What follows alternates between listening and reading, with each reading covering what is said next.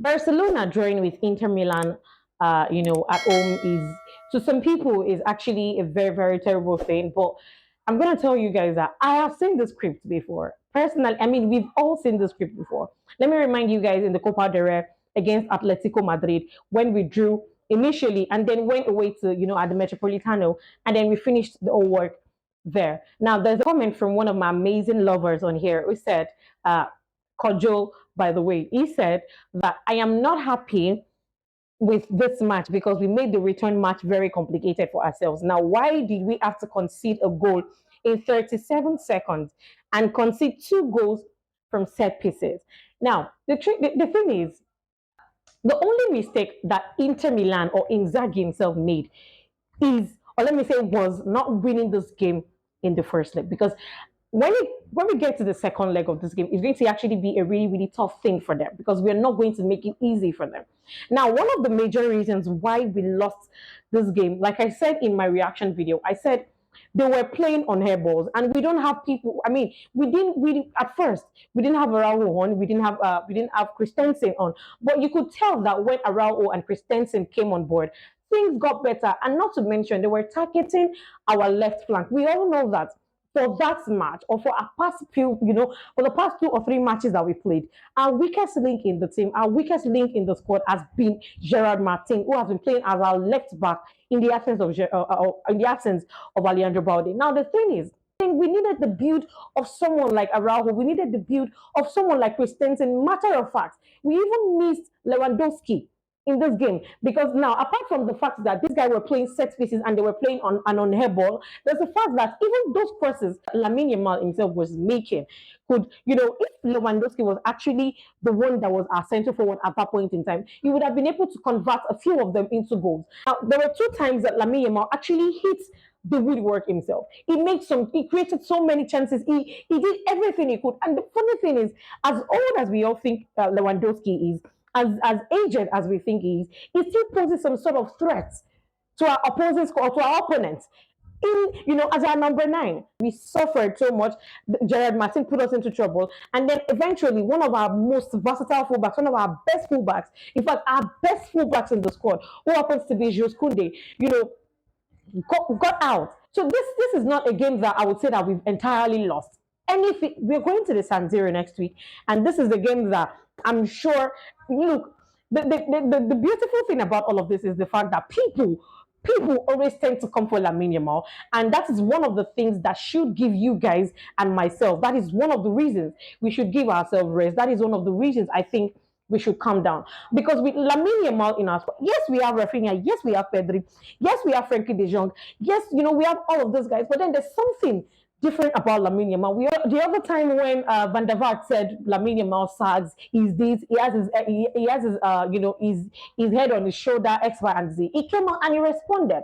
Now that's the beautiful thing. Now that's the one thing that I appreciate about having Lamine Yamal in our team. And I want you guys to also stay locked in. I want you guys to also stay active because it's nothing. It's nothing calms you down. Just be so calm enough to know that Lamine Yamal plays for your team.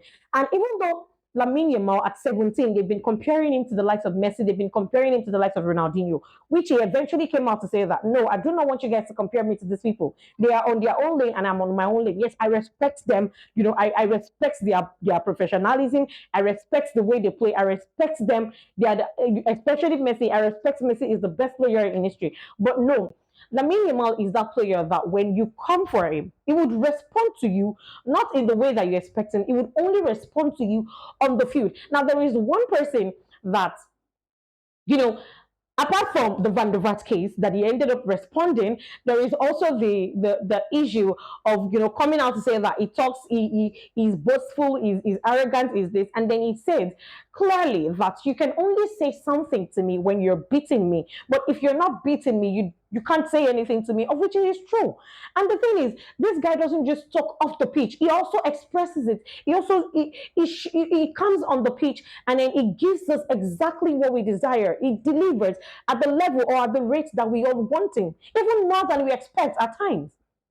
Now, I read on the news that Marcus Thuram came out to say that Lamine Yamal is not the best player ever He said there are only two French players, only two people, and they are French. The first person happened to be Usman Dembele, and the second person, I think, yeah, Kylian Mbappe. They thought maybe Lamine Yamal. Well, first, considering the fact that he did not even put himself on that list. Now, what I'm trying to say is, it is a good thing. I love it when people come for Lamine Yamal, because when you come for Lamine Yamal, you just give him a reason to want to do more than he has been doing. And so I'll tell you guys that with all of the statements, all of those criticisms, everything that you guys have been saying to Lamine Yamal, it's just like you're throwing in stones, you're throwing in mud, things that he can actually use to build himself. Now, Inter Milan should be scared of the second leg, not you, coolers. The person or the people, the set of fan base that should be scared of the second leg should be the fan base, the Inter Milan fan base, and those that will be at the San Siro. Not you, the coolers, because I am so confident. Like I said, we have Rafinha, we have Pedri, but most importantly, we have Lamine Yamal. And guess what? The good thing about all of this is Balde. Guys, Balde is likely, bro. Balde is gonna be available in our match in the second leg against Inter Milan. Do you know what that means? Our left flank that these guys have been targeting, our left flank that we've all seen like our weakness, we get to have it covered, and that means Rafinha would now henceforth get to have a good game because we know that having Balde back in our squad helps us both defensively and also in our attack. He's one offensive defender that we missed so much, even against Real Madrid. We all know if Balde was in the Copa del Rey final we played against Real Madrid was going to suffer more than they did. It's a sad thing to say that we got back one of our fullbacks and then we lost another one, which is Jules Kounde. But the truth is, we are going to miss Jules Kounde.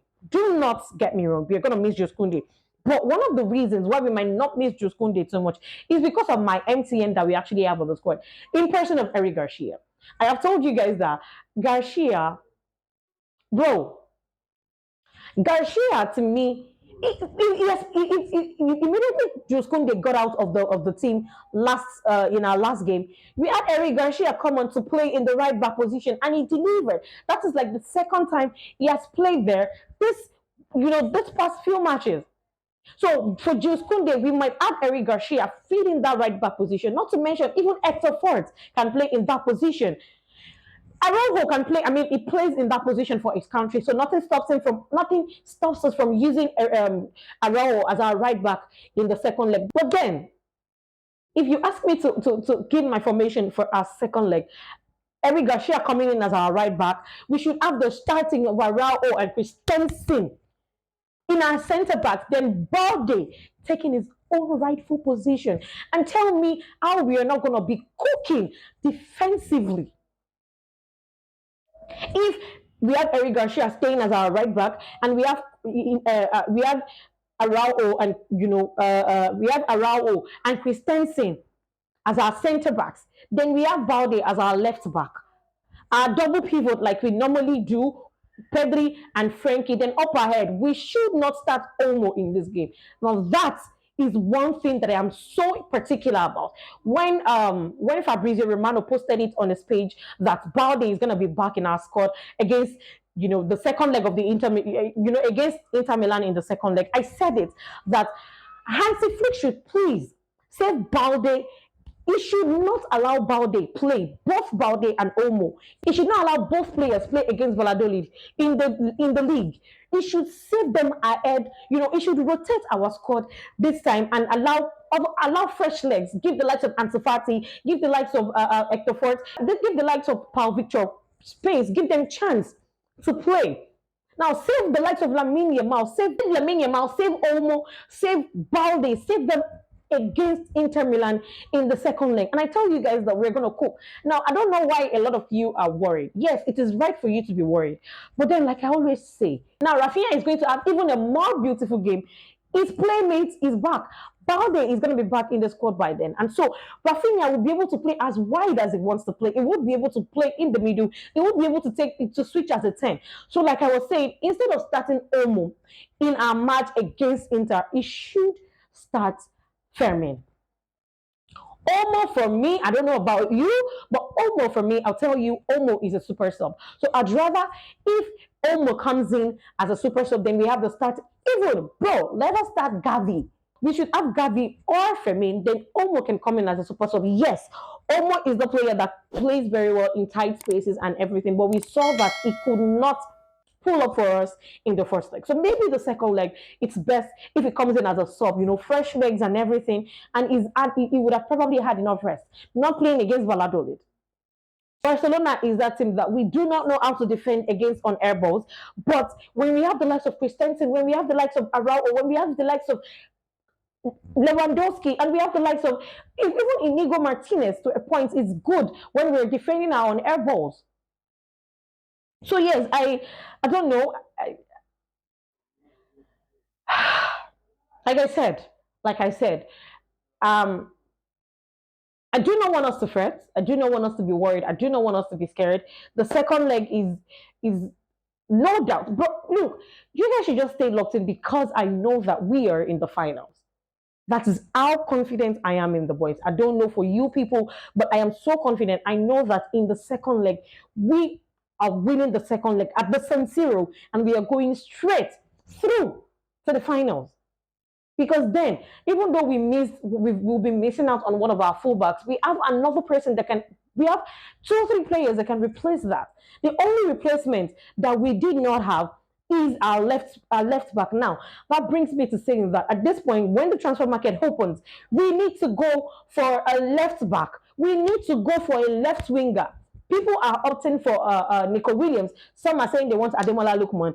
Bro, I don't care, but we need to sign a left winger. We also need to sign an active 9. We've seen Ferran Torres. We cannot entirely depend on Ferran Torres. Even though Lewandowski is gonna stay or is meaning to stay for another season, we still need to get an active substitute for it.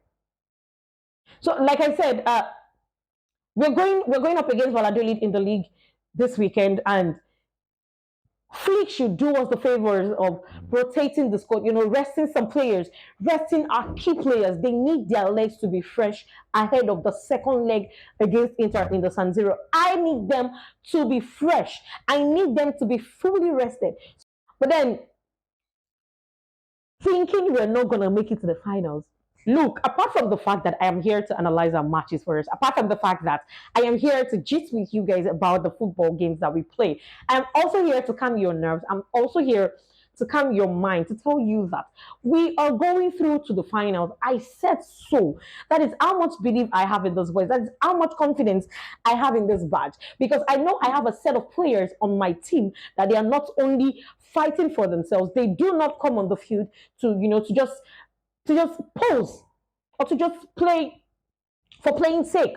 They are fighting for the love of we fans. They are playing for the love of the badge. So just stay locked in, bro. I don't know, man. I don't know. Just believe in the boys. Let's just have that much believe in the boys. The second leg, we've seen the script before. We've seen the script before against Atletico de Madrid, and then the script is about to repeat itself. So just give your team, just give your boys, just give your players a chance. Just trust in them. Trust and pray. Yes, I'm a fan of prayer, bro. Trust in them, pray for them, and just believe that they are gonna deliver at the end of the day. And like I said, there's news also that Casado might just be back as he trained with the team today. So, ladies and gentlemen, we are winning. We are going to the finals. Trust us that much. And yes, like I said, I want Flick to rest the majority of our players in our game against Valladolid and leave them or prepare them or give them enough resting time ahead of our match against Inter Milan. But yeah, I mean, let me know if you were Fleek, what would you do? Let me know what you think about my take. Let me know let me know your suggestion. Let me know your options. Let me know what you think. All of this, let me just know everything in the comment section. And as usual, please don't forget to like, share, and then if you're new on my YouTube channel, please don't forget to subscribe and turn on your notifications so you can get to know whenever I post a video. And hey, Dre, Thank you so, so much. Thank you. Thank you guys for taking your time to comment on my videos. Thank you for taking your time to react to my video.